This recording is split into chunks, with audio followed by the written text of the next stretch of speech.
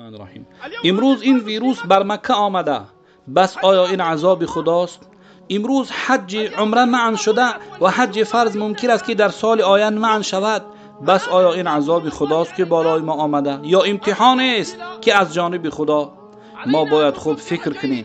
ما امروز در دولت عربی در یک زمان زندگی داریم که نرخها به بالا رفتند، یعنی تاجران ظالم شدند و زنها عریانند، یعنی بی حیا گشتند. مسجدها خالی گشتند از نمازگزاران و همه احکام خدا و فرمانهای خدا را بیهوده کردند و به آنها عمل نمی‌کنند.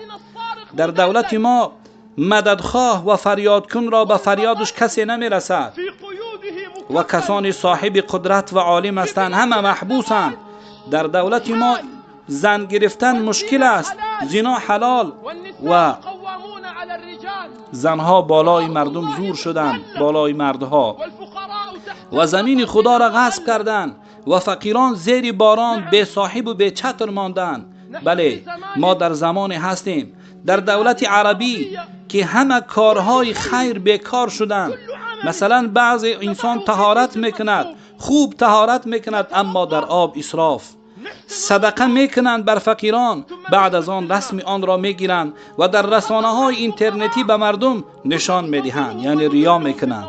نماز شب میگذاریم اما قطع صله رحم میکنیم، روزه میگیریم، توبه میکنیم، اما حقارت و لعنت کن هستیم.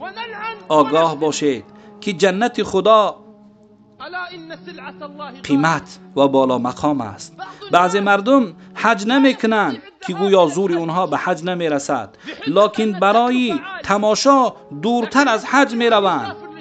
بعضی ها قربانی نمیکنند که زور ما به قربانی کردن نمیرسد، لیکن تلفن های نو برآمده را میخرند که از قربانی بالاتر است. آگاه باشید که جنت خدا قیمت است و بالا مقام است. یکی از ما وقت نمی‌یابد که 10 آیه قرآن در یک روز تلاوت کند، لکن وقت می‌یابد که 100 واقعه دنیایی را بخواند و تماشا کند. آگاه باشید که جنت خدا بالا مقام